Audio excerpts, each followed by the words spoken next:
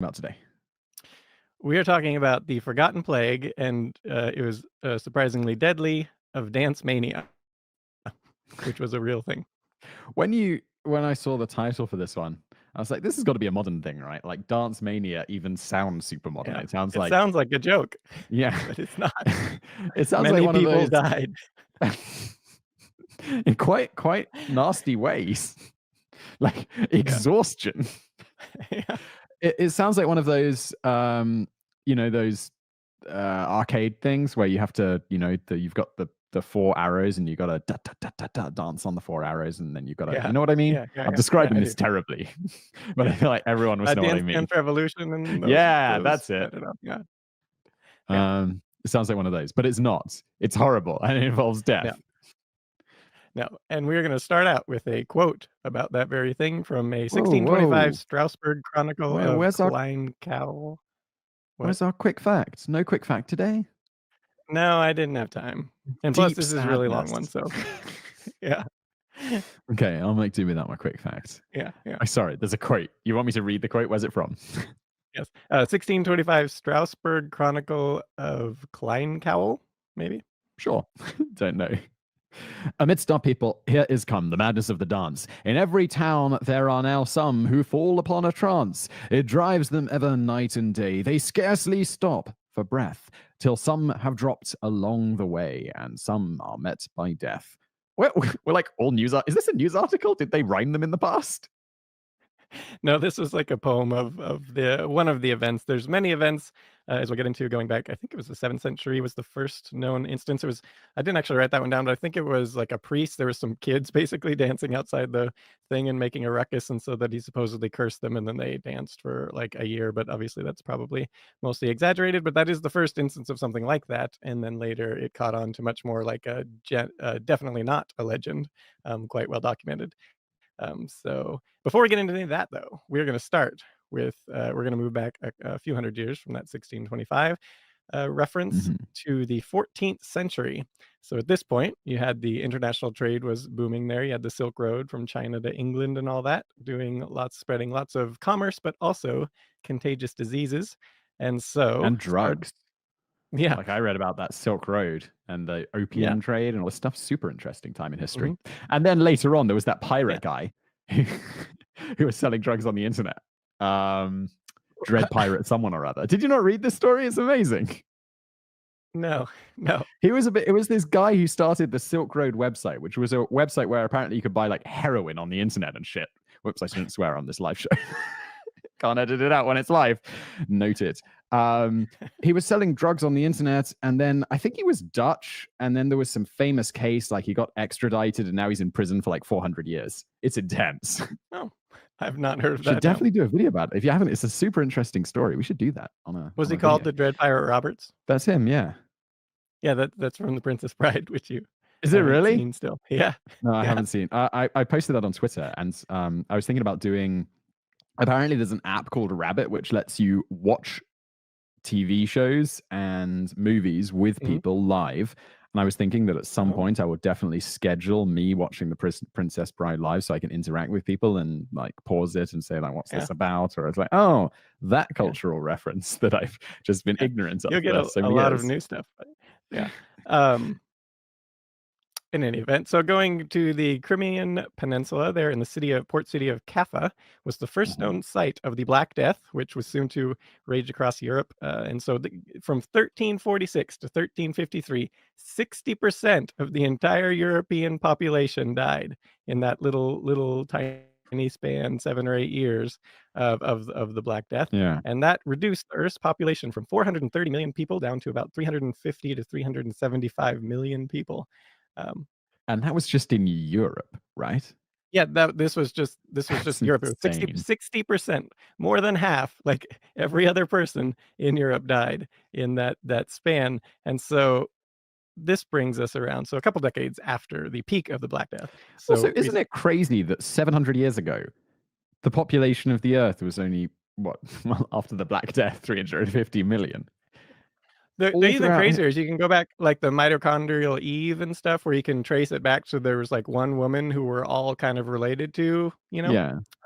Not necessarily, like, directly, but there is one woman that, like, every human on the planet seems to be related to, and there was before her, I think there was something Adam, Y chromosome Adam, I think it was before her or after, I can't remember, that we're also all related to, I can't remember, it was a big span gap, and they just kinda come up with those names, but it's I quite wonder where they fascinating. got those names from. Yeah, but the fascinating thing is the human population was so small at that point that you could all have like a, you know, a common or it was small enough that then, you know, later down the line we can all be interconnected enough to be related to these two people.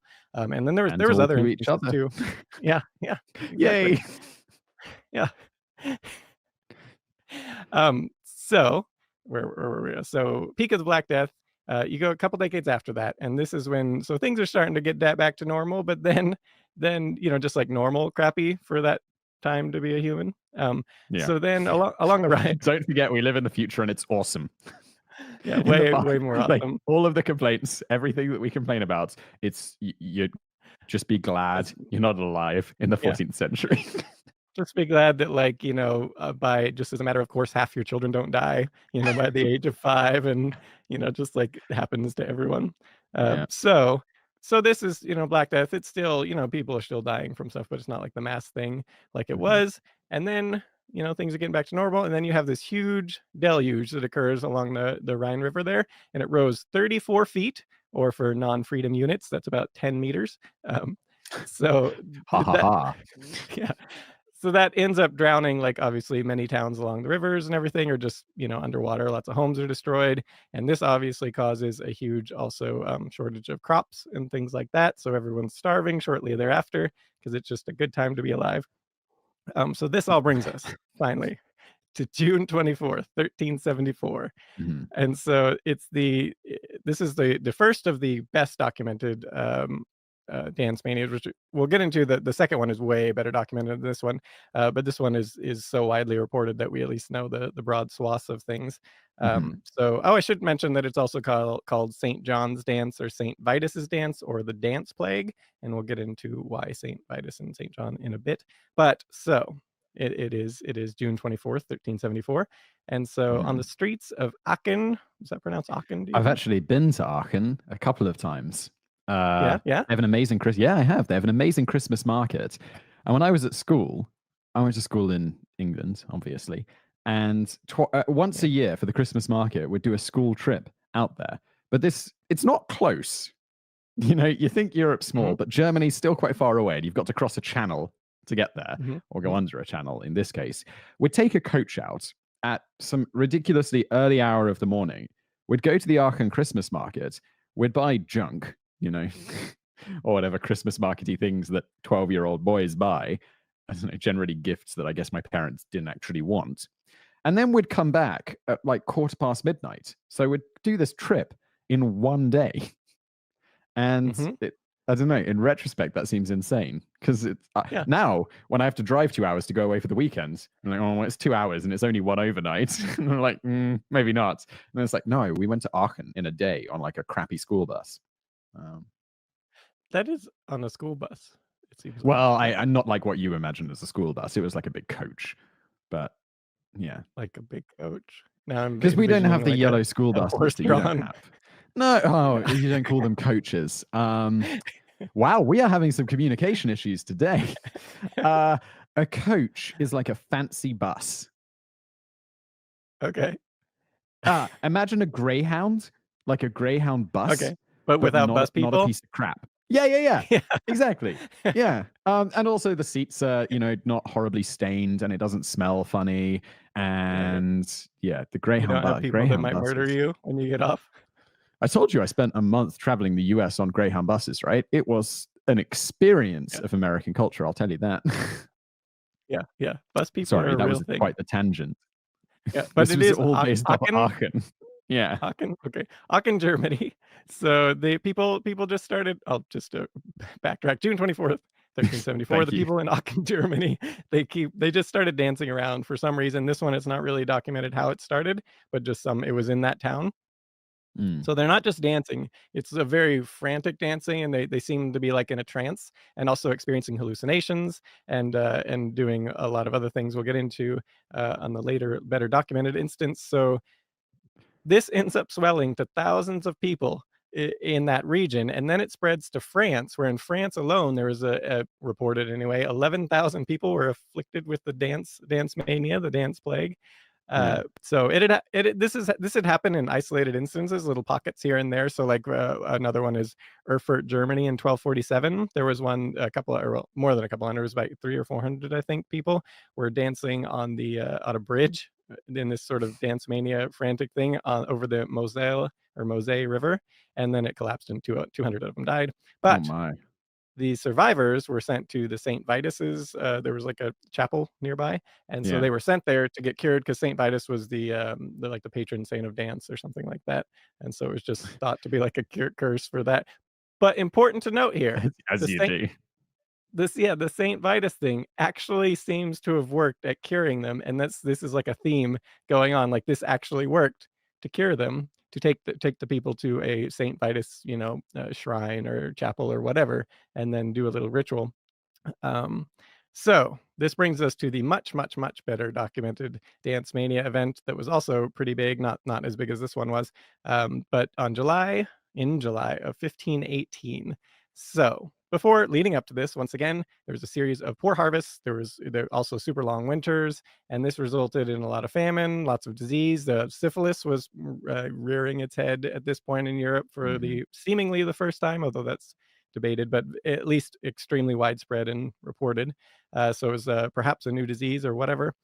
So people were unhappy, people were dying, people were starving, and this Can brings you, us. can you imagine how much it would suck where like a poor harvest affects your life? Yeah, because they just, well, and they didn't really have, like, over the winters, they didn't have great means of storing a lot of the foods from, it would just go bad eventually. This is why, like, ham was traditional around spring, because ham, the way they cure it, it lasts longer than the other meats, and you had, like, seasons for meats, which we just don't really have anymore because you just go to the store and buy whatever. But that's, like, a Of thing course. if it's not, so there were these seasons for meats, and this is why a lot of the holidays, like Thanksgiving has turkey, and the ham for like Easter, or lamb is also great for Easter because the lambs are just born, that sort Hmm. of thing. So anyways, going back to this event, we actually know who started it. There was one woman who started this whole thing. It was a woman by the name of Frau Trophia, or Trophia.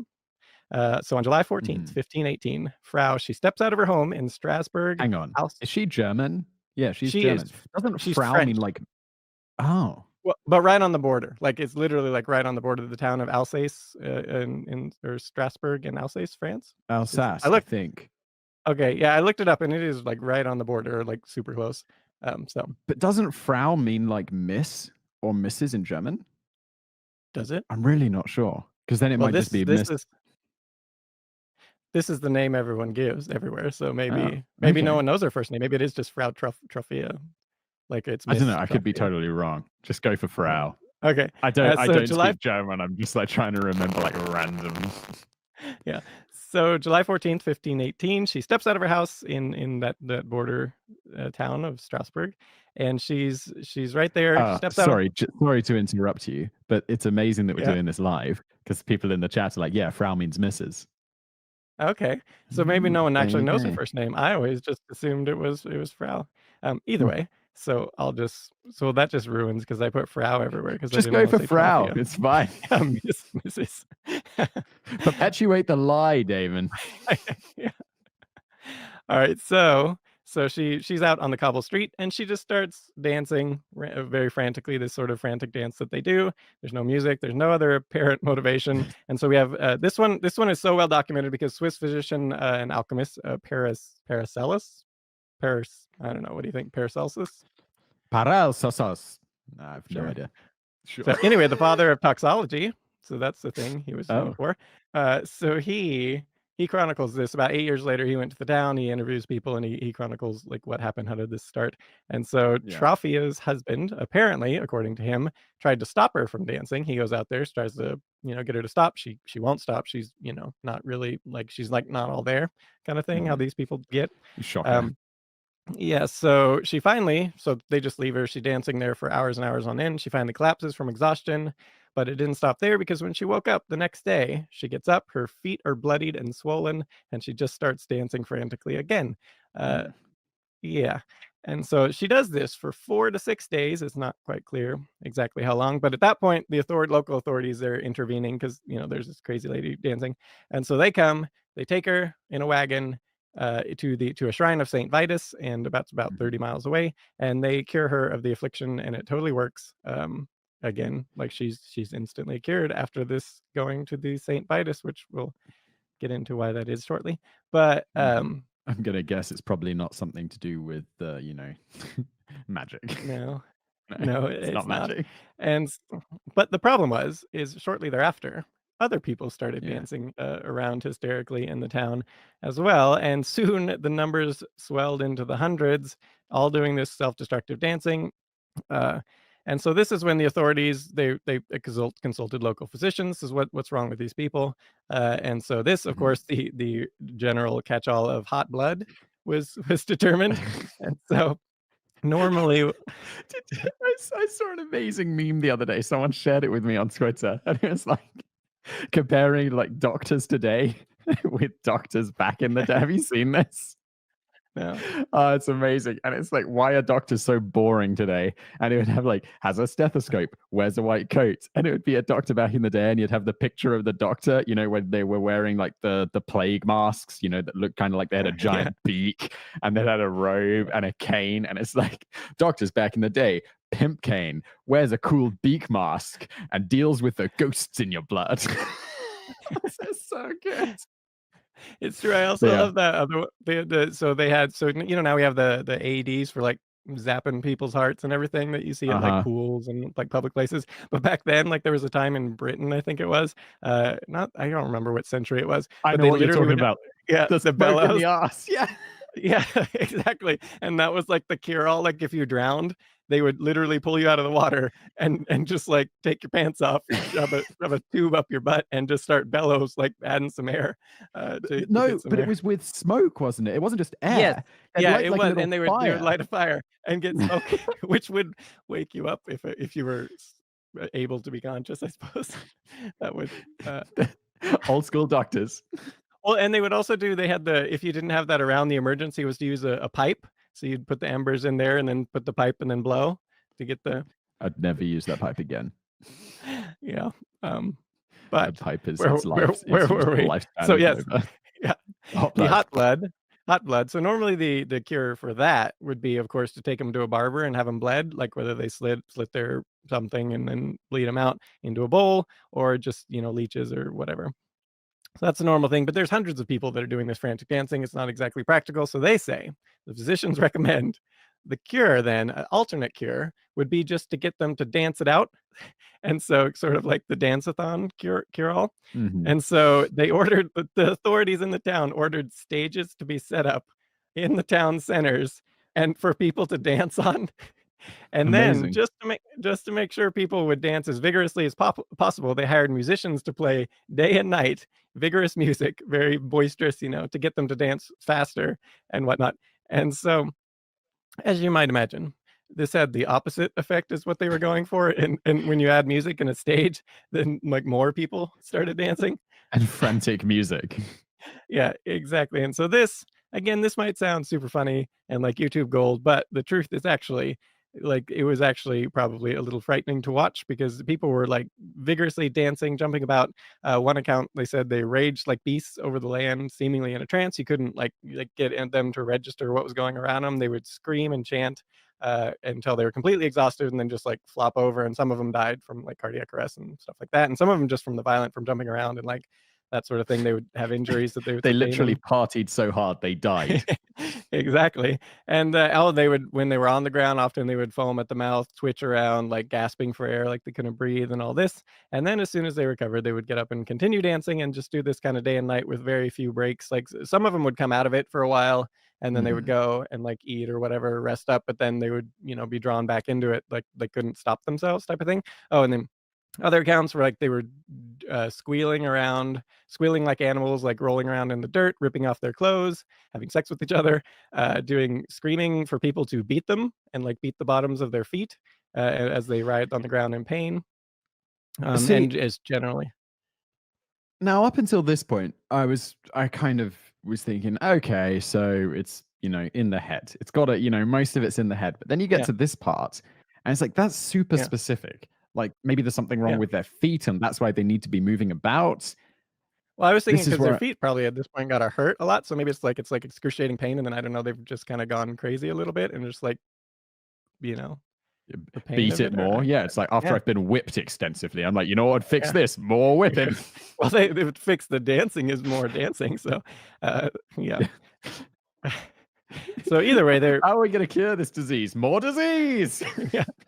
This was in Italy. I didn't cover the Italy part because that's sometimes considered like a separate thing, but it was something to do with the tarantula, like where they thought if people got bitten, they would have this dance happen, like they would suddenly be able to uncontrollably dance around. And so they would do this. And the cure there was as well to dance it out, basically dance hysterically. And they had little minor instances of this popping up as well. But in this case, it was thought to be rather than a curse from St. Vitus, it was thought to be from like a bug bite or a spider bite and that sort of thing. Okay. But either way, when coming back to this, when it was very clear that the stages and music were having the opposite of the intended effect, they instead the authorities then said demolish the stages, and then they banned all dancing and music in the town. That actually something that lasted for a couple months up through September of that year, which they did have one exception, as one Strasbourg official noted.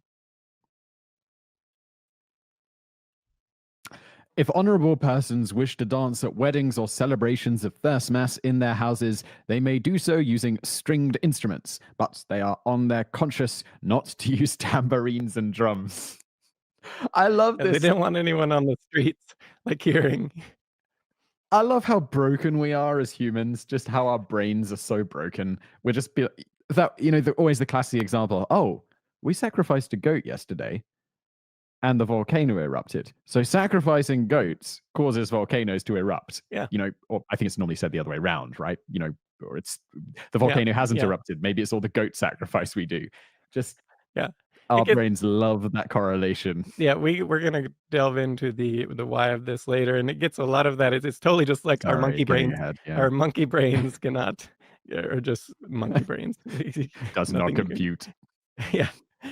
So now they wanted to get all the people off the streets dancing because they realized with other people, when other people saw them dancing, then other people would join in on the dancing. Yeah. So they set up guild halls. Guild halls ordered to just put all the people that were frantically dancing in those guild halls so they could dance it out out of public What's a guild sites. hall? So it's just like a commerce, like a you might have a I don't know woodworkers guild or something, and then so like Ah, okay, gotcha. a warehouse basically. Um, It sounds like a festival of some kind. Yeah, yeah. So once they get everyone out of sight, then they go back to so they did have a cure that was curing people. This Miss Truffia was cured by this. So they started taking people by the wagon load to the shrine, and then other people, of course, would hear this. And so if they took a break, if they actually kind of came to their senses a little bit, then they would hear, oh, people are getting cured at the shrine of Saint Vitus. So they themselves would go to the journey just to make sure they wouldn't snap back into the dancing again. So it ends up they go, and there's the mechanism for actually curing them there was so they put a cross into their hands, and then they put red shoes on them, and it's not really, I don't know why the red shoes, but it was noted in some of the accounts that the people really hated the sight of red, like it infuriated them for whatever reason. They didn't like it. Like a So bull. maybe that had something to do with it. Yeah, but not really like a bull because bulls don't really care about the color red. Ooh, Yeah. there you Uh, go. Today I found out. Yeah, I can't remember if they're colorblind to that color or not, but either way, it's not the color. It's more the fact that the guy's standing there that, and they're stuck with those. What are those called? The things they stick them with Picadors. to make them really mad. Yeah. Uh, Either I way. know the guy who does it is called a picador. I've got a Spanish friend. I was talking to him about this, and Yeah. because I know we did a video about the bullfighting. Was it you and I, or did I do it on another channel? I don't Doesn't think matter. we have, but I've covered it before too, but I don't think we did it on Bull the YouTube channel. bullfighting. You think, oh well, they put the bull in the bullfighting arena with matador, and you think, oh okay, so he kind Yeah. of fights him, and this kind of happens. It's way more intense. Like before the bull goes out, they basically No. stab him with this short little knife, and then just to rile him up. Yeah. It's like, yeah. Apparently people Yeah. go to Well, Spain, like my Spanish friends, like people go and they'll go to see the bullfighting and they'll be like, this was not what I expected. yeah. It's way more Yeah. barbaric. It is super brutal, and they bulls eventually bleed and then, die. And you know the matadors there, they're like rock stars. My friend was saying like the matador, Really. he's like a mega celebrity, like rock star level celebrity, the guy who fights the bulls. Super interesting. It would take some guts to get in there with an intentionally angered bull that's charging at you. Yeah. And they get gored, which is the Yeah, greatest yeah, word. Getting yeah. stuck by a So, bull is actually called being gored. I like that. yeah. Sorry, carry on. Red shoes on them, and then they would also put Mhm. holy water on them as well, and this, seemingly universally, would cure them instantly. They would instantly no longer have the need to frantically dance about, and they would be cured, go home, no longer having a problem. And so this finally, about a month and a half, this little dance off lasted, and then the dance plague, this edition of the dance plague ended.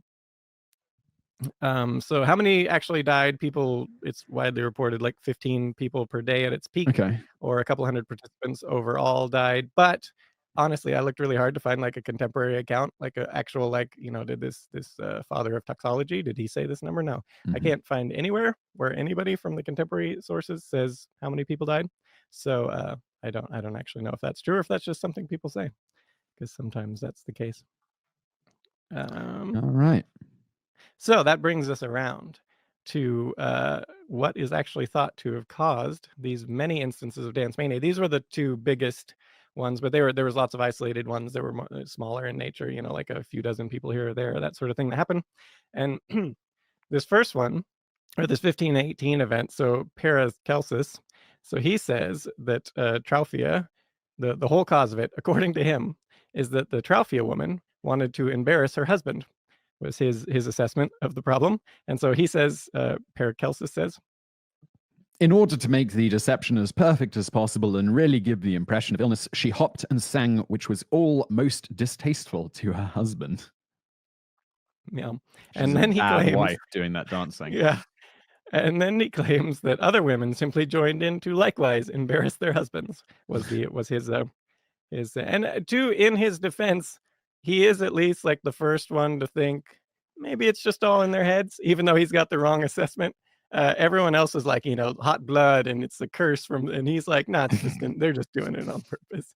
They're them that's He's the doing it. So closest. Yeah, I don't think this is he's that bad. still way off, but like, he's in the ballpark at least.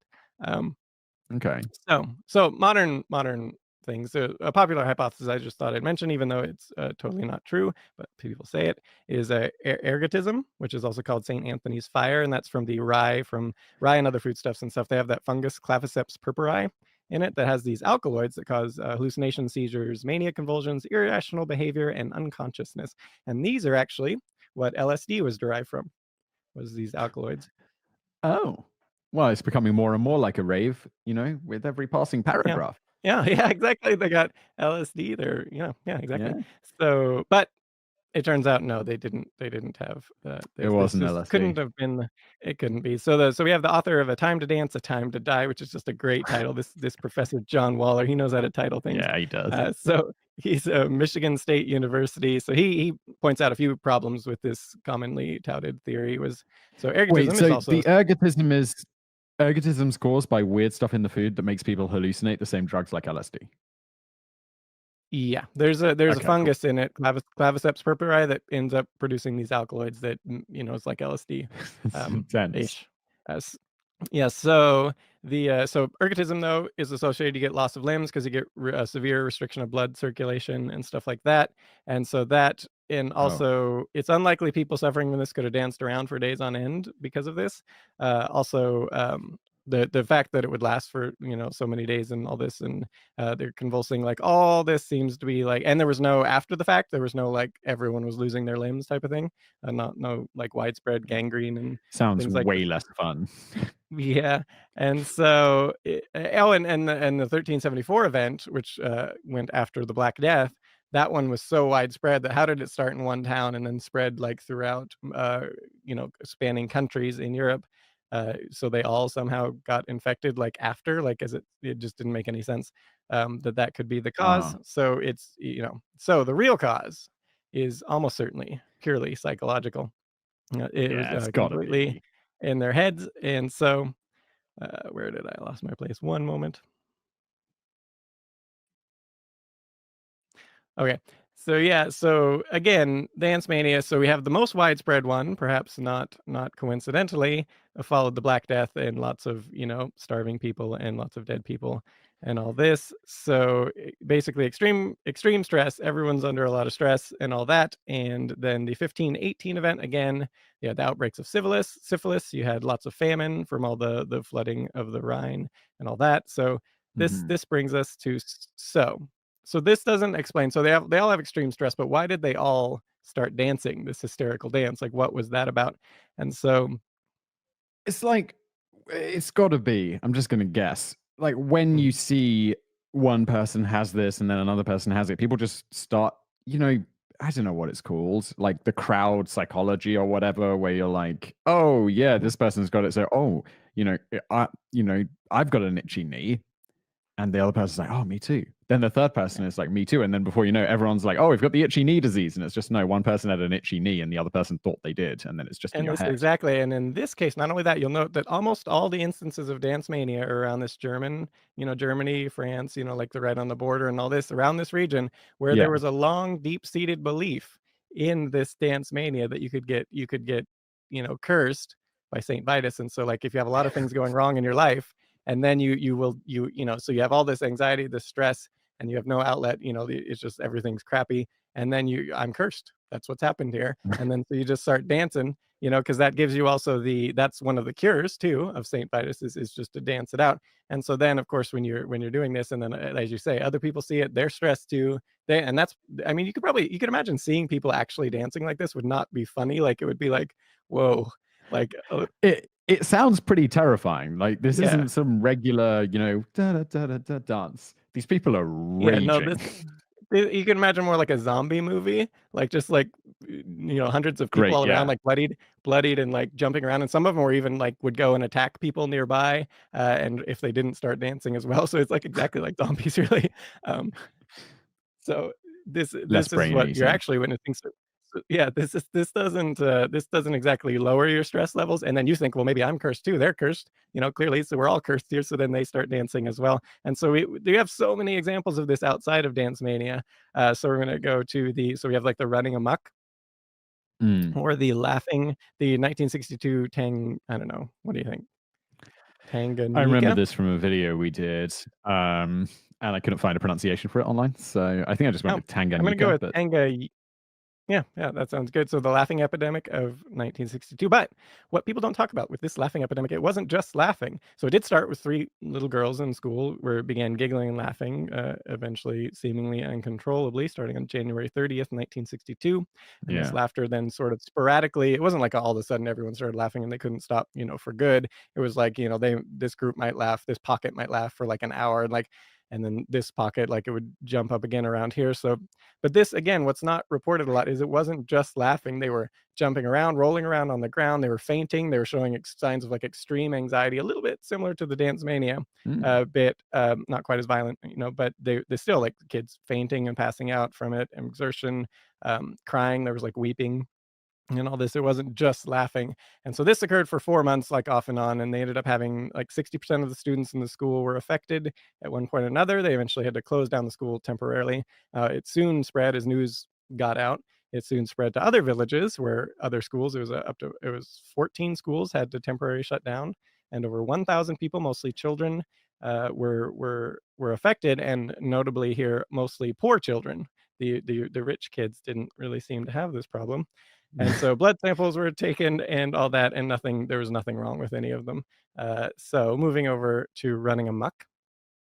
So this Yeah. one, if people don't know, comes from Just the hang on, before you do, I just uh say, like, the laughing thing, outside of uh the, extreme anxiety and all those other symptoms, this is definitely contagious because I yeah. don't know, especially when you're like, these are girls and kids. Yeah, you can I imagine remember like when I the was at first three school. girls might have just been like genuinely laughing and then just like kept going, you know? or even not. I don't know. From my personal experience, I found laughter spreads most in those situations when you're not supposed to laugh. Like, Yeah, I don't like know, in a strict at school like they were at? in church, where it'd be Yeah. like, and someone would just Okay. laugh for no reason, and then you'd also be like, and then before you know it, like everyone on your row is laughing, and then it's just, and everyone's just like, I just remember you'd just be like, get it together, don't laugh, it's not appropriate, but it was, Yeah, yeah, it does yeah, spread. yeah, and then, of Or when you're course, with being these told kids, it off was by a teacher. mhm. Yeah, well, and you can imagine these were strict schools and whatnot, this teachers Yeah. were probably like, "Stop laughing, kids," but anyways, going back to running amok, so we have the people this comes from the Malay culture, and so this Mhm. is actually, again, like we say, like you have that expression, in, Yeah, we do. the UK? Okay, okay. So, yeah, it's just, Especially you'd say it to like kids, maybe. yeah, you're running amok. It's like sounds like a joke, but in reality, the Malay It's culture, it wasn't horrible a in joke. real life. We made a It video was about more this. like the movie Falling Down, if people have seen that one, where the guy just snaps and goes on a murder spree. This is exactly what happened. So they would go run around, basically try to kill anyone they came across. Like, literally just you couldn't Yeah. reason with them. They would just like they were crazy all of a sudden, and like a perfectly normal person would just suddenly snap.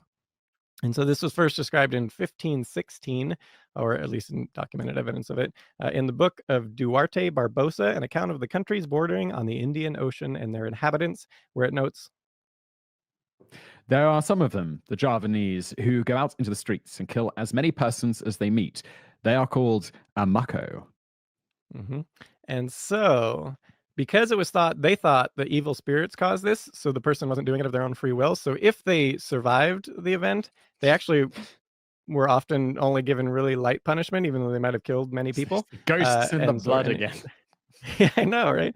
That hot blood. But yeah, so evil spirit caused it, and but they often didn't survive because when they were running amok, trying to kill people, of course, people weren't just gonna Mhm. stand around and let themselves be killed. They were often attack the person and try to subdue them, and that person would often die in the process. But some survived and often got off scot-free, or with, at least according to accounts, very little punishment because it wasn't them; it was an evil spirit that did it. So important to this is that from accounts that exist, it seems like the people who would run amok also had extreme trauma in their life happen directly before, like loss of maybe they were starving, maybe they had loss of ability to support their family, or maybe deaths in the family, like their family dies or something, and Mhm. that sort of thing.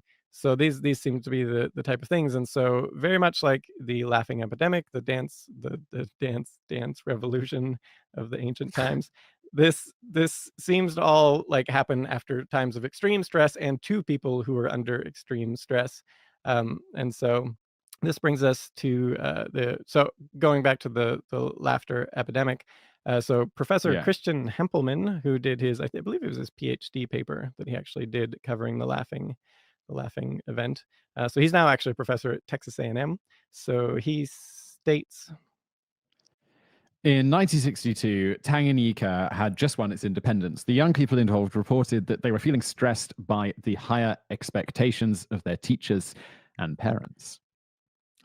and again, of the 60% or so of the people in that first school that were affected, pretty much all of them, or the majority of them, were really poor. And so the doing well academically was basically their way out.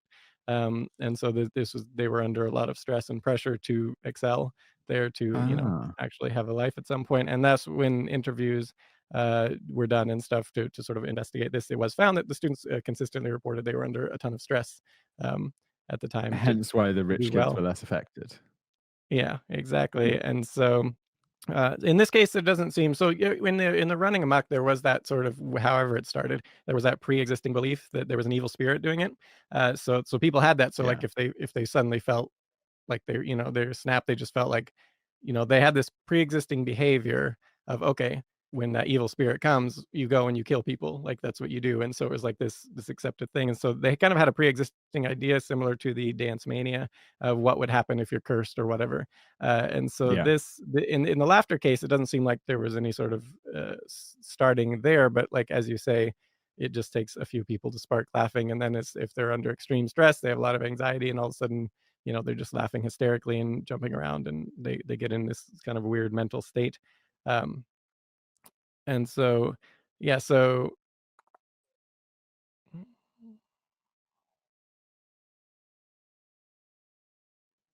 we've already covered that. This is the uncut version. You get all these exciting interludes Yeah. while David finds his Yeah, place. because we did this whole section earlier. Yeah. It sometimes gets chopped around. Yeah. By the way, I'll just jump in now and say after we finish recording this segment, we'll do a Q&A. So if you have questions for us, put them up in the chat on the live stream and we will answer those. Did you find your place? All right. Yes, I did. So this brings us to another example, and this is a pretty clear-cut example of it's a similar behavior but slightly different. But again, the expectations were there, where people had a very expectation of what would happen if you kind of get in a certain state. And so in this case, we're going to go with nuns, and it was nuns in the same exact era, the sort of the 15th to 17th centuries in this case. So there's numerous accounts of these nuns. So sometimes groups of nuns, sometimes individual nuns.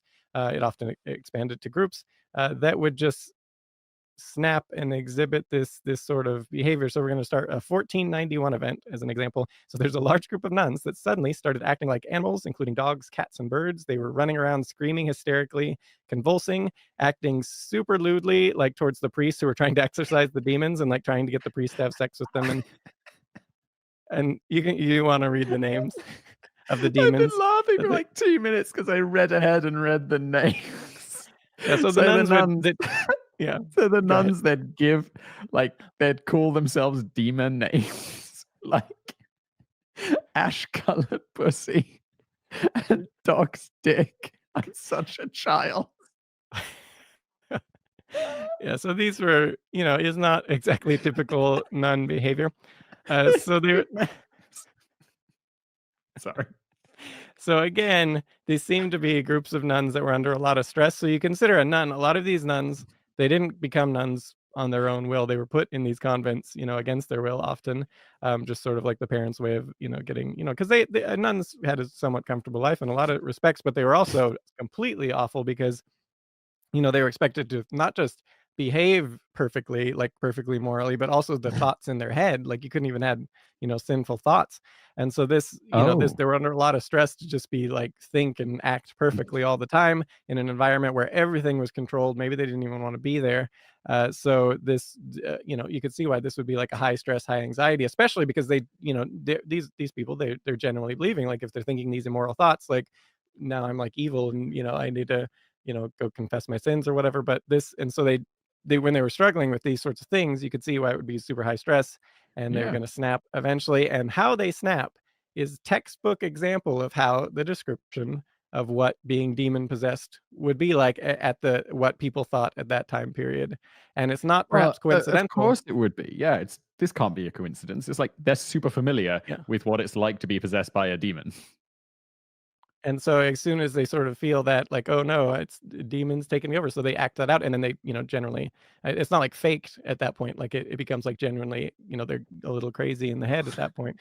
And you can see why the exorcisms would then work, because they have the preconceived belief that the exorcism will work. Same with the Saint Vitus's thing. It was believed, the people believed if they just went and did that it would cure them of their dance hysteria. And you see this, we're going to get into some less not religious related events where the exact same thing happens.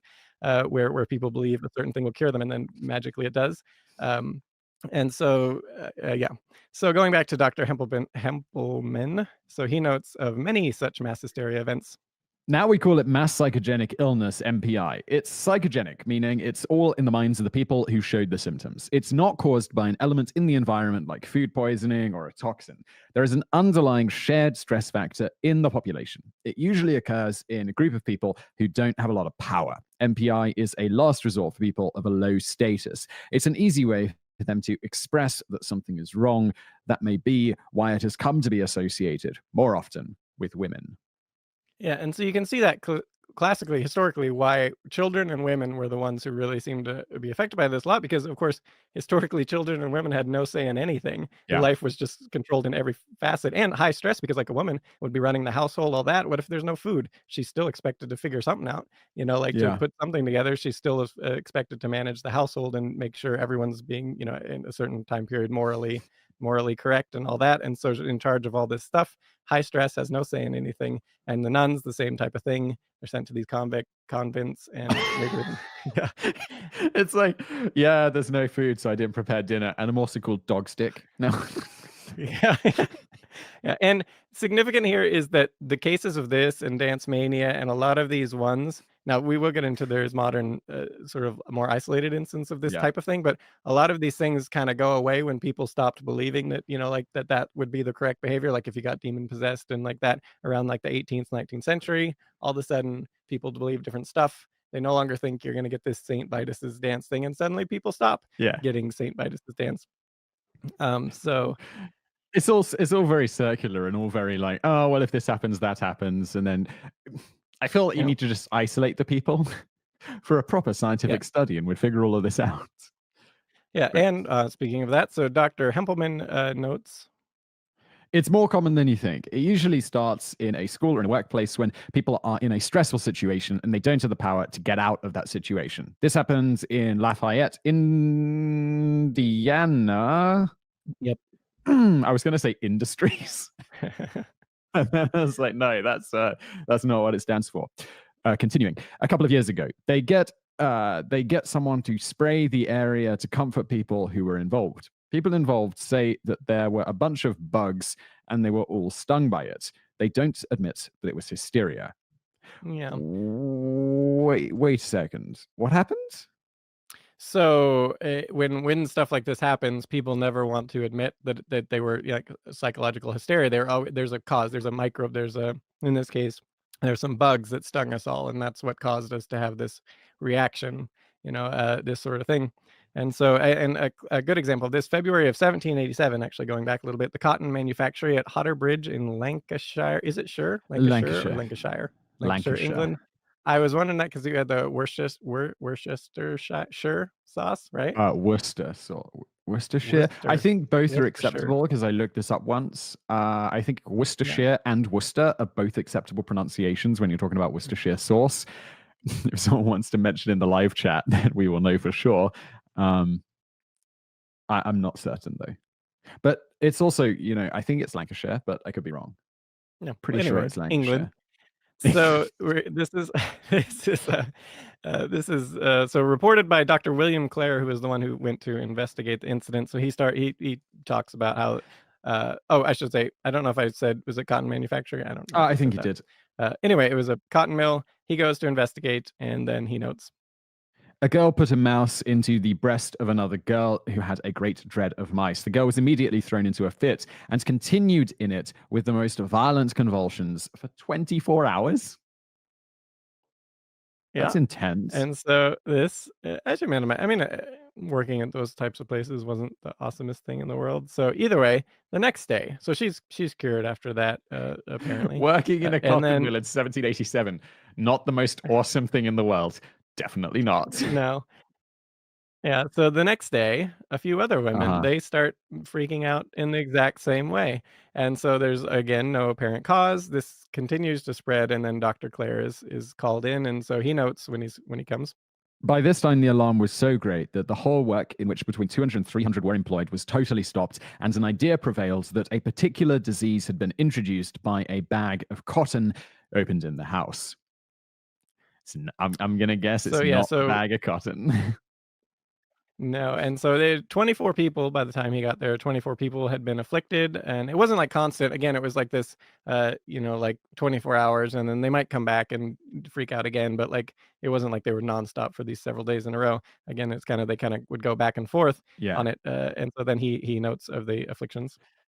Of these, 21 were young women, 2 were girls about 10 years of age, and 1 man who had been much fatigued with holding the girls. The symptoms were anxiety, strangulation, and very strong convulsions, and these were so violent as to last without any intermission from a quarter of an hour to 24 hours, and to require 4 or 5 persons to prevent the patients from tearing their hair and dashing their heads against the floor or walls. Yeah, This is and so crazy. yeah, they're definitely not like it's not like they're faking it. They're definitely not in right in No. their head at this point. So It is the 18th century. He doesn't think there's anything wrong with them except for extreme anxiety.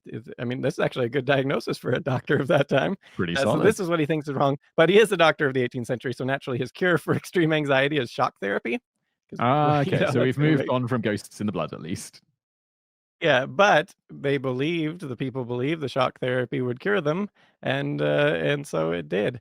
So they after they were shock therapied, they were all better, completely better, and then he told everyone, at the meal, "Look, there's nothing wrong with any of you, it's just anxiety," and, or I think he said it was a nervous whatever, there's some sort Hmm. of 18th century term of nervous something, but anxiety basically, and so the mill reopens and there was no further fits at all. Everyone was fine. So he basically told them there's nothing wrong with the cotton. There's no disease here. You just all have nerves, basically, and that fixed it. So a much more recent event, this one 2011, and social media induced apparently. Oh. So a couple dozen students at Leroy High School in New York. So, and later one adult who was a Hmm. friend had a friend whose daughter was afflicted by this thing. They suddenly started having these facial twitches and exhibiting other signs of Tourette syndrome. And noteworthy here is one of the people did actually have Tourette syndrome, and this seems to be like maybe how it all started Uh-huh. because it was her friends that started at first, and it kind of caught on a little bit from there. And so the doctors, doctors in the state came and examined too, because you have all these students from the school that are afflicted by this nervous twitching and like all this and what's going on here. And so the state comes in, doctors look at them, and they're like, "Yep, they're just really stressed out. That's all that's happening here." And so this was super controversial because everyone wanted to act like there was a cause. And I think that was it Aaron Brockovich? What is that? The one that Is that the sued one with the something lead about in the water. water? Yeah, she tried to come in this one and also act like it was something to do with a train derailment that spread some chemicals or something like that, but it Hmm. didn't. That was no connection. They examined everything, and of course, it I was feel just like I've these seen the Erin Brockovich movie, but wasn't that actually a real thing? yeah, it was. I It don't know wasn't how, in their like heads, I right? believe in that movie, they make her seem a bit like a hero. I don't know if she actually was or if she was like, if they paint her really nicely. I really don't know the details of the I actual don't know. I event. think I saw it like 20 This years one, ago. she in this story, she doesn't end up looking so good, but, I didn't really write that part down, so either way, Okay. so they go look at him, the doctors just say, "You're stressed out. Get off social media for a while. Go do these things to reduce stress." And magically, the girls, it was mostly girls, that were friends of this other girl, were cured. But the ones who didn't do that, who continued to go on social media, post about their thing, some of them went on talk shows and stuff to talk about their thing. They magically continued to have the thing and literally couldn't stop this twitching and Tourette's like behavior. They took longer. They were all cured eventually, but it took them longer. The ones who actually took the advice of just doing these stress reducing things, it went away. And the one adult, Marjorie Fitzsimmons, she also noted that she was like, yeah, I was super stressed out at the time, so that totally makes sense. And her symptoms Hmm. also, I forgot to put the quote in, but she actually had a thing where she said. It was like when she felt even more stressed, she would have more tics and more of the Tourette syndrome thing, and when she was less, it would kind of go away, and then eventually when she worked through it and her stress, and then it just went away completely. um, so again, because of all the skeptics and stuff, people didn't want to accept this. They were like, no, there's got to be something actually wrong with them. But the so a Dent Neurological Institute Dr. Laszlo Mechler, he sort of summed up his opinion on it though. The vindication for us is that the patients are better. They've got their lives back. Yeah. There So you it go. definitely seemed the stress thing, it seemed to fix the problem. And once again, and this actually happens, there's so many accounts of this. It's usually isolated now.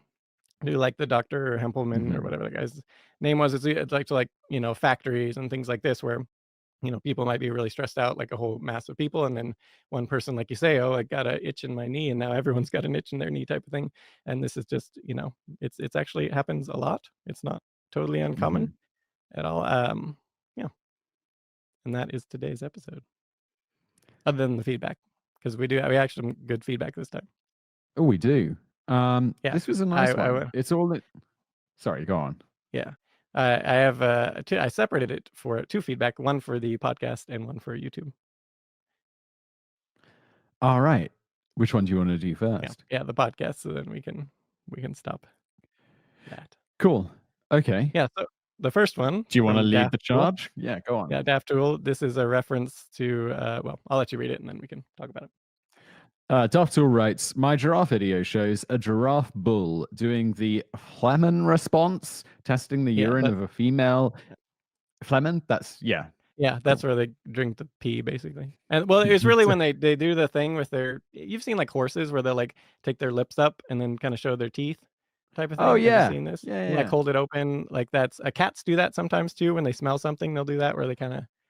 I It's have that. not seen that, Yeah, that's what but I am familiar this with is the called. horse one. Yeah. Ignore the music. They pulled my other song. I assume that's just reference to the video music. We used to have a 15-foot female that would back up to us when she was in heat. She had been hand raised, so sometimes preferred the company of people more than other giraffes. The bull giraffe did not like this. He would get very pissy. Yeah. Yeah, and so people who missed that episode, that was they would back up. The females back up when they want you to mate with them or to taste their pee and then maybe mate with them. So they'll back up to the males they like, and so this. Yeah, Yeah, if you missed our kind of episode funny. about the bizarre animal mating habits, we just did like an hour and a half about animals mating. I think Yeah, it was last yeah, episode. yeah. Yeah, go And back then and listen to that. the next one, Anthony Charmante. So we also talked about the stone babies, and so he actually there was a stone cow baby apparently. Mm. My family had a cattle ranch in the 1980s, and we had a cow give birth to a nearly full-sized calf that was petrified. And calves are big. Like I've seen Yeah, these. This is that had to not be like a painful. small thing. Well, it could have been small Woo. because it didn't have to be necessarily full Full grown. calf. It Oh, says right there, nearly full-sized wow. calf. Ouch! How did that cow survive that? Intense. Well, there was that woman who lived to be like, Yeah, oh, you mean they give it birth? Yeah, I don't yeah, know. For 2 or 3 years, we had been yeah, having her bred with no success until she passed that petrified stillborn. Also, uh, we've got quite the range of people listening to this. We talked about two things that came up, and one person yeah, rears giraffes, and another person who breeds cattle, eh, yeah, yeah, and then, and had a well, and then Charles Martin, talks about so we had the dead duck day with the the male duck that got raped by the other duck, Charles so Martin says, watch videos of turkey hunts, and you will note that when two or more toms are in vicinity of each other, the one shot will be sexually assaulted by the others. This is interesting due to toms being so skittish about sounds after blah. This is interesting due to toms being so skittish about sounds that after hearing a shotgun blast, they don't run or fly away, but proceed to sexually assault the dying fowl. There you yeah, go. yeah. Poultry. Male turkeys are the worst. In high school, I had to help raise them, and you go into their little pen, and they all act like they're gonna attack you. Yeah. When they start to get old, they fluff up, and they're all like around, and they're huge. They're not small, and they got their big talons, but they're also really stupid. So I used to bring like a replica samurai sword that was shiny, and literally they would start to like come at me, and I just like hold out the sword, and then they'd just be like, "Whoa!" and like completely different. Like, what is that? Like, and you just kind of hold it, and they're just like their little heads bobbing, like looking at it and stuff. It was hilarious, but yeah, Turkeys dumb. are dumb. So dumb. Hmm. Dreyhawk Dreyhawk. said, Yeah. actually, the movie Junior. Oh, okay. So we were talking about, the bonus fact last week blew my mind that kind of biologically, with a little bit of tweaking, a man could have a baby. Yeah, it's not even you're probably not gonna be I mean, it could be a super healthy baby, but it'd be high risk. 'Cause Yeah. someone yeah. Yeah. So Dreyhawk says, actually, the movie Junior was pretty accurate when it came to preparing for sustaining a pregnancy in a man's body, including the risk as it neared term of getting tangled in the man's intestines. They definitely did their That's the research. one I hadn't really thought about, like, that would almost definitely happen, right? Like, all those intestines in there, so, yeah. Well, this is why I thought it was so crazy, because you're like, oh yeah, it can just feed off the liver. I'm like, what? It can? Yeah. Well, and that does happen with women sometimes, and there are ones who survive and are fine, but there is a high risk of I don't remember what we said the percentage, like 25, 50% or something of birth defect, something like that. But Yeah. but yeah, like it's amazing that they don't all get, entangled in intestines and things like that, but either way. Crazy. Rich Ditchard on this one came from the website comment actually. Is that on Oh our wait, I skipped forums? one. Oh yeah, Crappy Zeo. Yeah. He says, and Dave, it's nuclear, not well. How do you say nuclear? Nuclear, but I think I responded, "You can take my nuclear when you pry it from my cold dead hands." Because no, it's just from Oklahoma. I lived in Oklahoma for a little bit, so for a while I said things like light bulb and ambience and breakfast. Breakfast is one that stuck around for a lot of years. What the I hell finally do say that? a breakfast instead of breakfast. What's So breakfast? breakfast in Oklahoma is how you say breakfast everywhere No. else. Yeah. No. Yeah. Wow. I used And to have you a really thick country accent too. There I was on this like, one of them kids local TV shows, they're like those little stupid, I don't remember what name it is, but like I have a video of that and I had like the thickest country drawl, even though I only lived there for a couple years. I don't know how I got it, and then I like had it for, I don't know, 6 months when I moved back to the Pacific Northwest, and then it just magically went away. And at no point did I Huh. realize that it was just because people would make fun of me for it. But I don't know. But I still had the breakfast for a while, and I still have the nuclear. So How would you spell breakfast? and I can actually remember one time I got it wrong on a spelling test for that exact reason, and I said to my teacher, "But you say breakfast," and she said, "Yes, but it's spelled breakfast." She didn't say you don't say breakfast, because she said it that way too. But that's so I distinctly Wow. remember that. There Yeah, you go. Anyway, yeah, you wrote about, taking the nuclear from my cold, dead hands. I just yeah, commented that. Welcome to my actual life every yeah. day. At least you're an American. Like, at least you say it like most of the people listening to our videos. I'll say controversy, and people are Oh like, yeah, is that, now I get it confused. How do you say that? controversy. Controversy. That sounds more British somehow. Like, controversy, Yeah, controversy. a little bit. Anyway, Yeah. yeah, but no, I'm not pronouncing it wrong. I'm pronouncing it in the way that I've pronounced it for the 32 years of my life. Mhm, mhm. um, Rich Dickard, Dicard, I went with Ditchard. Dickard. Sorry, Rich. Hey, post on the website. If Yeah. you posted these on your Patreon, I would pay for them. Wait, what's he talking about? I think we probably made comments about how much money this podcast costs us.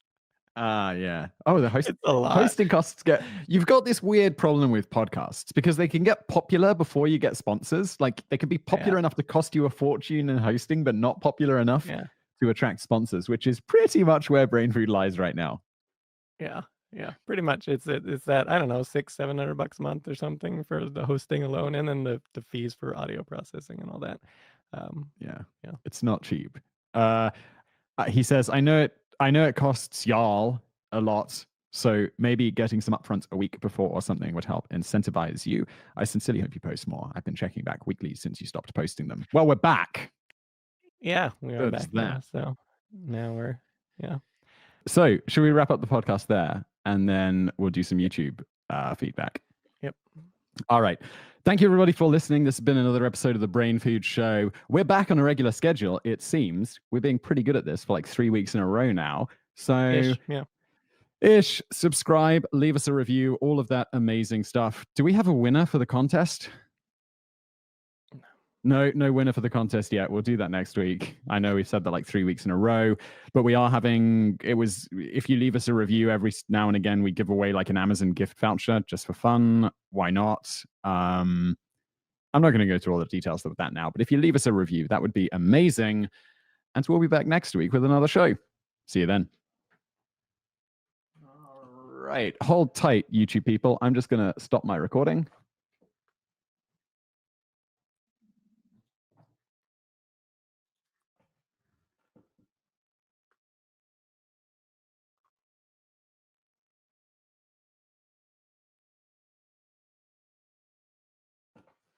All right. You good?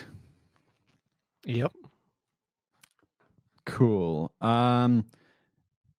So people say Warpstone says, may I suggest dropping Skype in favor of another app like Discord? Skype is seemingly incapable of delivering quality audio these days.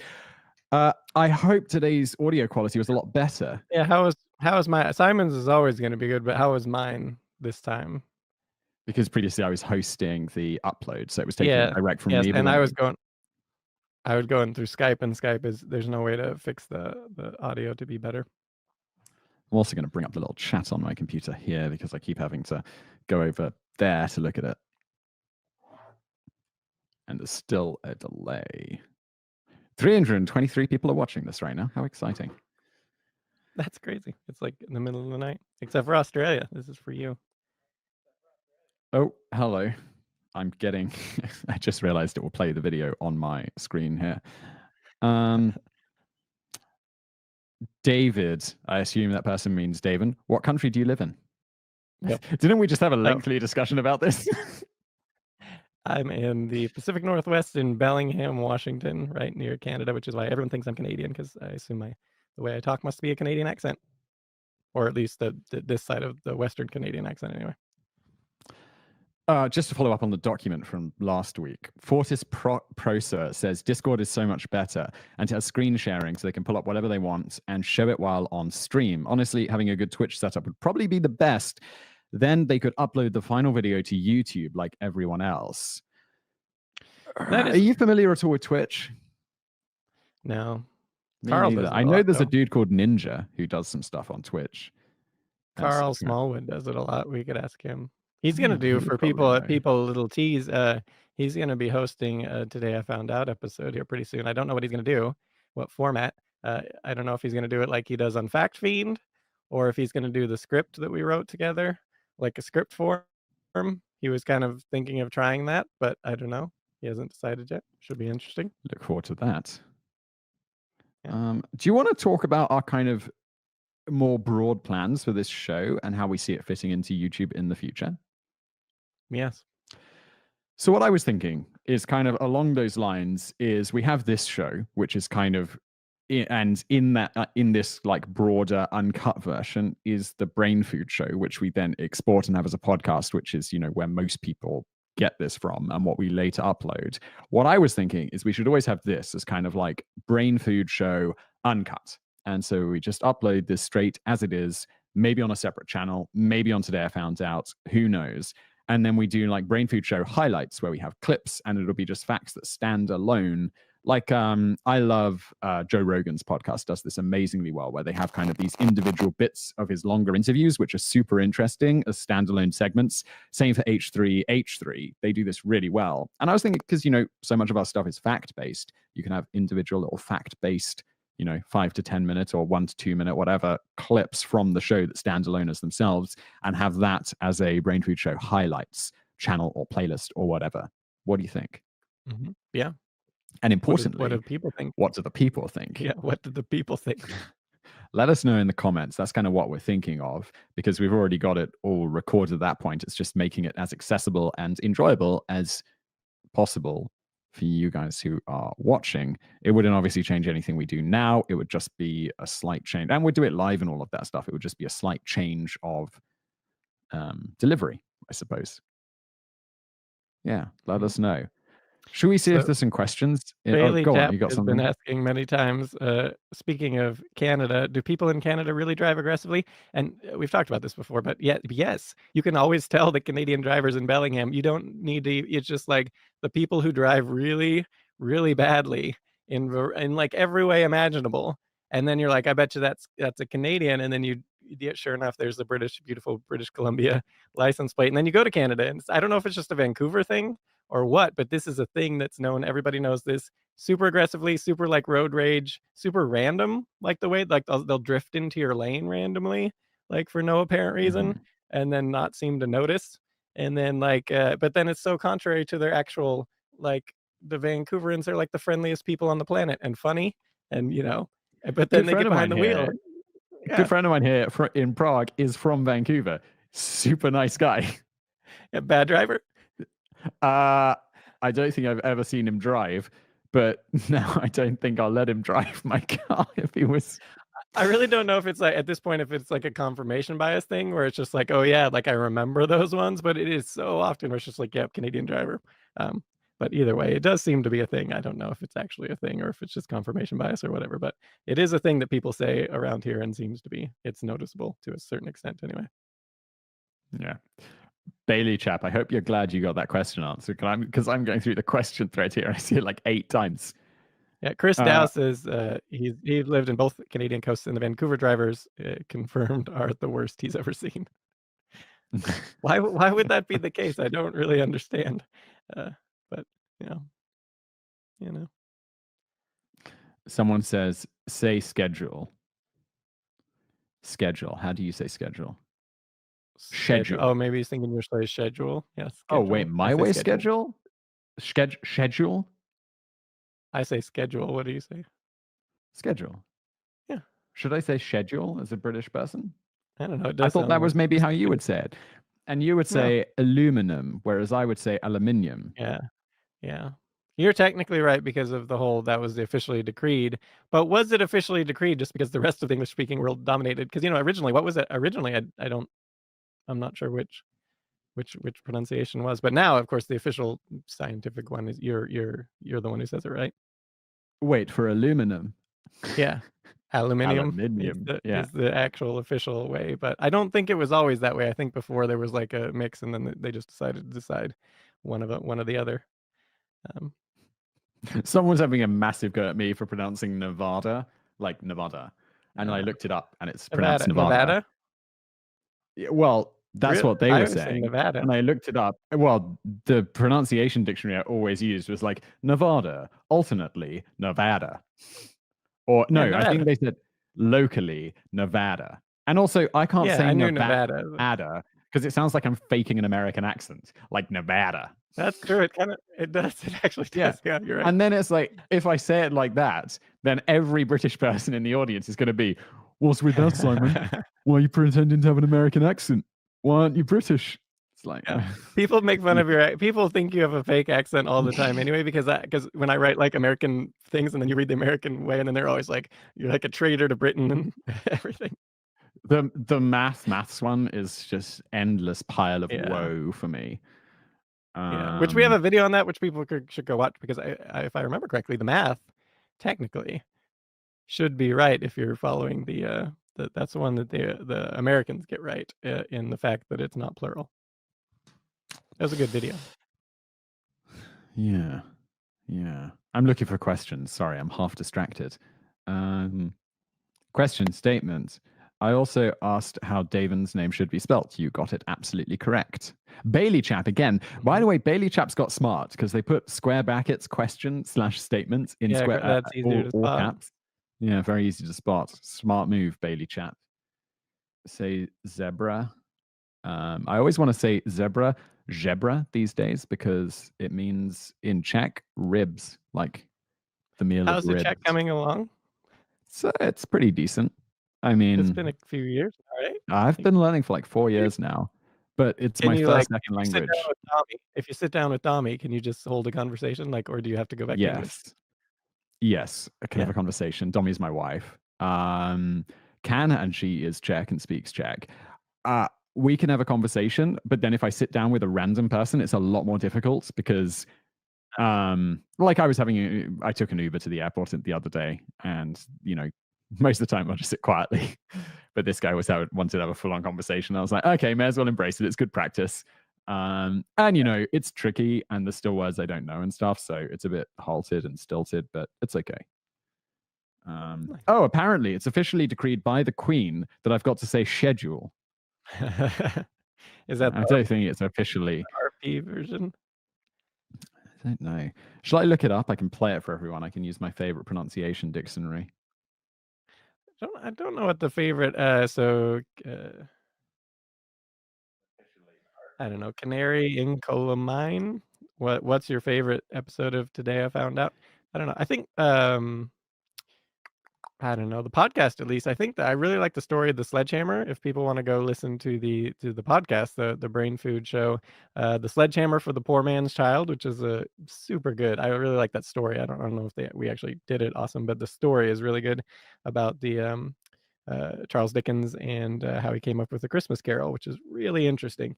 And yeah, it's interesting. Everybody should go check it out. Most of the time these days, I often find myself referencing BrainFood shows as the favorite thing I've done. Yeah, I know, right? I don't know why. I like this show. Yeah.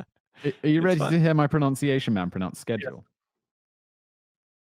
Schedule. British schedule. Oh, I'm saying it the American way. Oh, you're right. It is scheduled in the UK. People make fun of you and stuff. You probably don't know at this point because you deal with so many Americans all the time and talk, and you read American scripts so often, and it's like, You know, It's true. I also don't live in the It- UK. My friends here Yeah. are a mix of, So you you know, Czechs and Brits and Americans and Canadians and Spaniards. It's all over the show. that Another one I'm happens a lot curious because about. Go on, sorry. I was gonna say I used to have a lot of British authors, and I started to have that same problem where I would say an expression, and someone would be like, "What?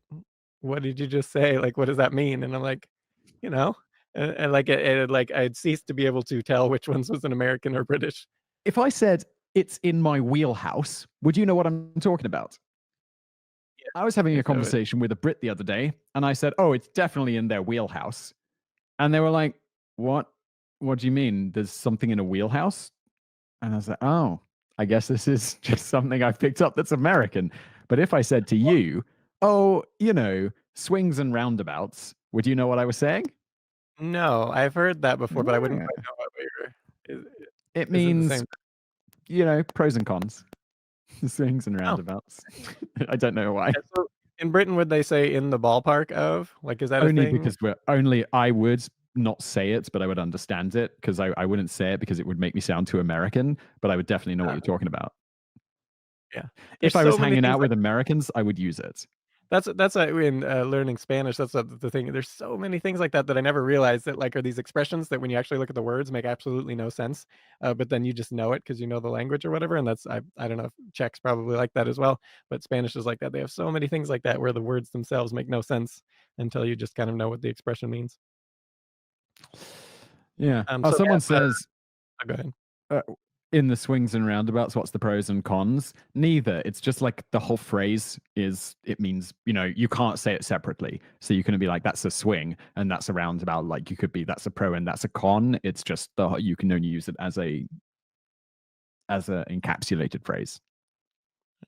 So, Arif Hassan says, if a man underwent the surgery that allowed him to give birth, would he be a mother, father, or both? I mean, a father, right? Like, it's just, that takes precedent over the actual one that was pregnant. You still like if it was like a one of the animals, what is like seahorses or something where the male actually carries, like you would still call it a father, right? Well, yeah, Either. but it's also, you know, it would be top of my concern list of things to worry about if I was a dude giving birth. Yeah. No. Yeah. We got a video coming out that I recorded yesterday about what happens if, you know, you don't name your child. Yeah, that was I a thought good this, I read this yesterday. It's a good one. Yeah, that took forever. Was that like 4,000 words or something like that? I gave you the 5 Yeah, it was a real beast. I gave Yeah. you the 5,000 word. I think the 5,000 words is gonna be the longest we've ever done one today, I found out, right? You And know that how one's, long my raw, you know how I did it yesterday as well. You know how long the raw recording for that before editing it down was? It's no. like 55 minutes. You know what the funny thing is? It's like 5,000 words. I worked on that for however many days it took. I don't remember.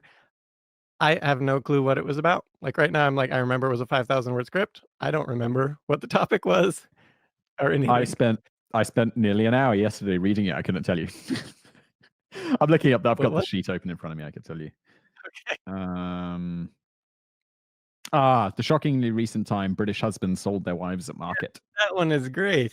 I Yeah, really that's a like that. solid one. People should like that I a feel lot. like I knew this story though. Did we do something about this before?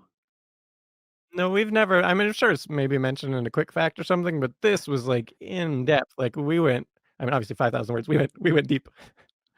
Yeah, and it was also a lot of like why it's not as crazy as you might originally think it to be. No, yeah, it sounds super offensive and like this, and it was a good thing in a lot of respects for most of them. Hmm. Hmm. Yeah, it's a good episode. It's ultra long. uh, well, I mean, there's definitely we're kind of drifting towards longer videos on the channel, right? Except for That's kind of people probably I did that. So I'm thinking, and people can ring in on what they think of this idea. So originally, Fact Quickie, I was thinking of doing like these 1 minute long videos, maybe 2 minutes at the most, and that was going to be the thing, despite the fact that the YouTube algorithm is going to hate that. But I thought that would be fun, like these little snippet things, real quick, no intro, no outro. It's just like boom, boom. Well, there'll be an outro, but it'll just take you to the next one. That was my first idea. But now, because so many subscribe to people, Fact Quickie, everybody. yeah, exactly, so many people have requested that we do like a shorter, like Too Lazy Didn't Watch. Today I found it longer, and I thought as we get the videos longer and Hold on. longer, Does as we're kind of TLDR stand for too lazy didn't watch or too long didn't read? Or too didn't- long. yeah, didn't yeah. Ah, okay. I always thought it was too lazy. Is it too long? You carry on. I'm gonna look it up. Okay. So yeah, so the point is there I was thinking of switching now.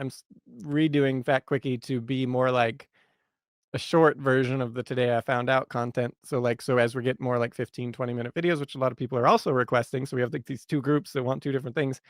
So I'll do like I'll cut out all the extra stuff that we put in, sort of the related stuff, and just get it down to the bare bones to be. And then I did a poll on the thing. I think I got like 50,000 votes or something. And people seem to be like that 3 to 5 minute mark was what the people who wanted the shorter videos, which is about a third of the audience, wanted like 3 to 5 minutes.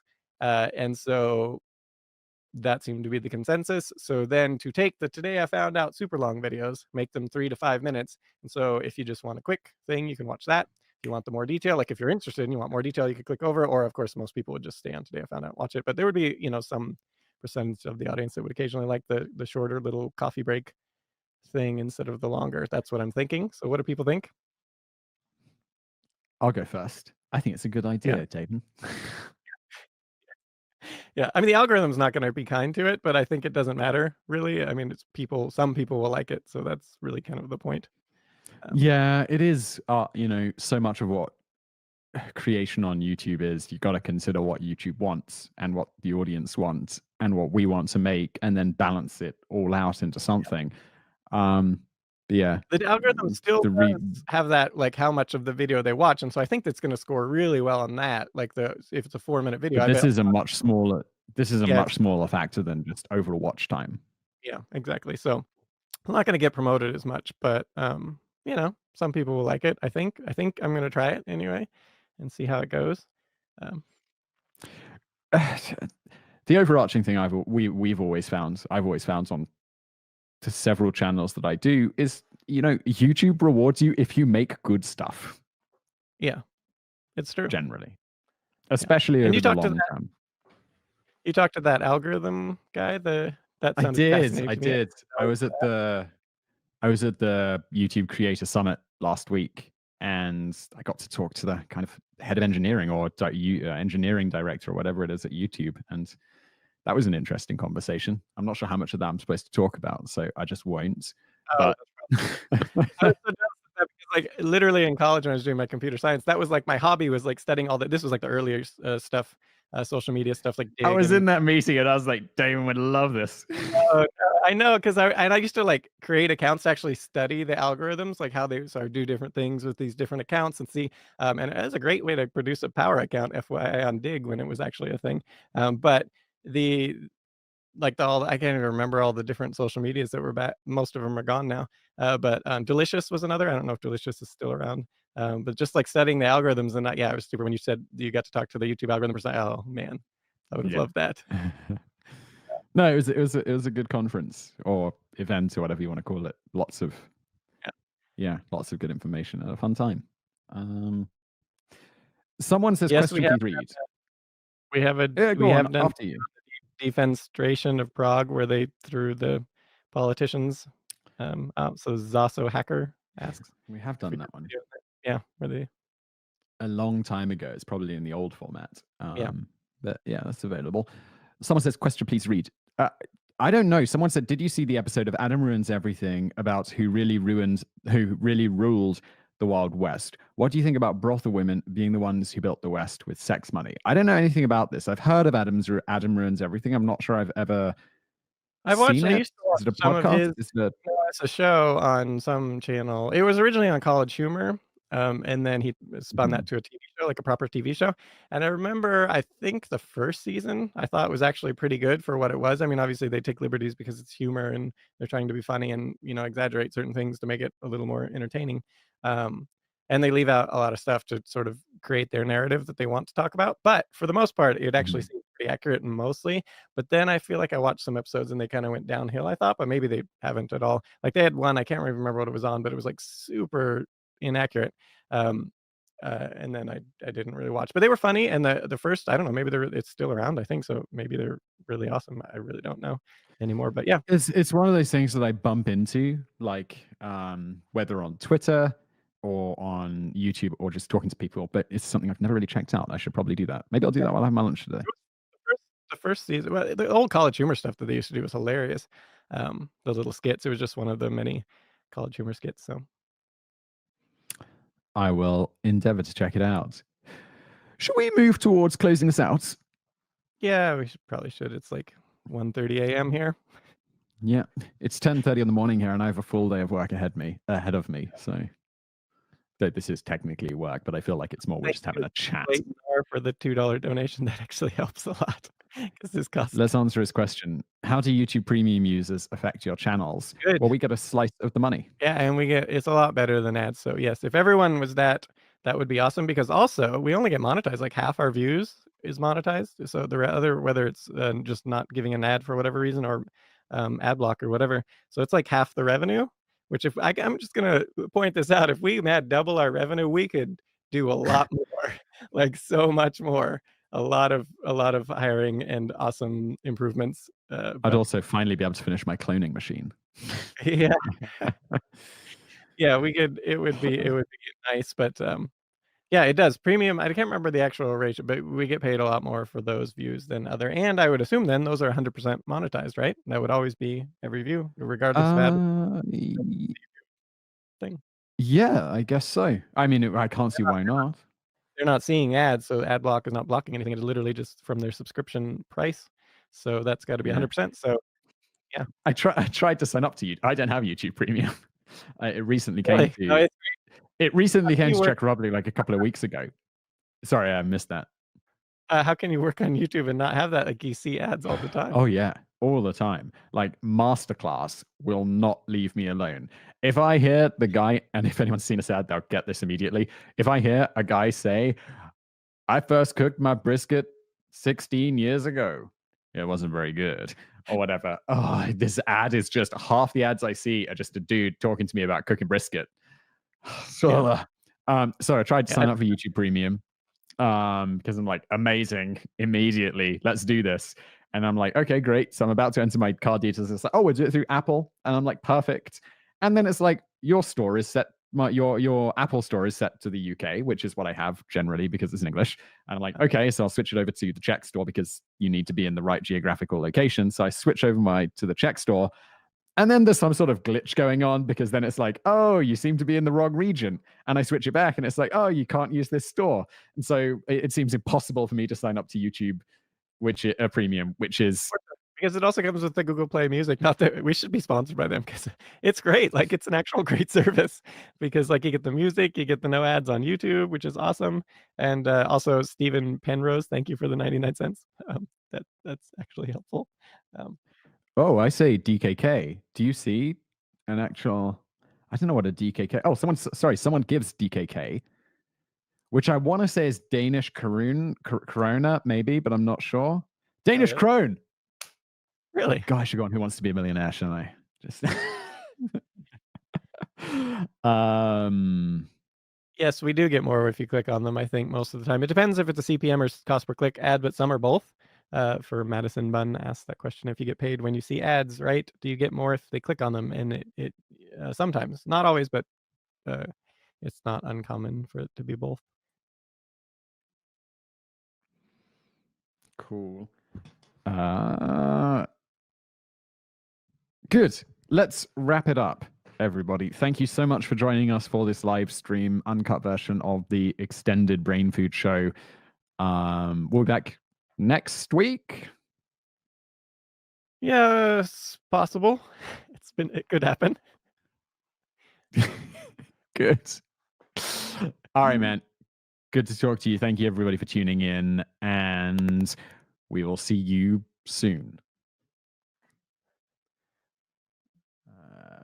We're using new software. I have to work out how to end the live stream. Stop live stream. Thanks, everybody.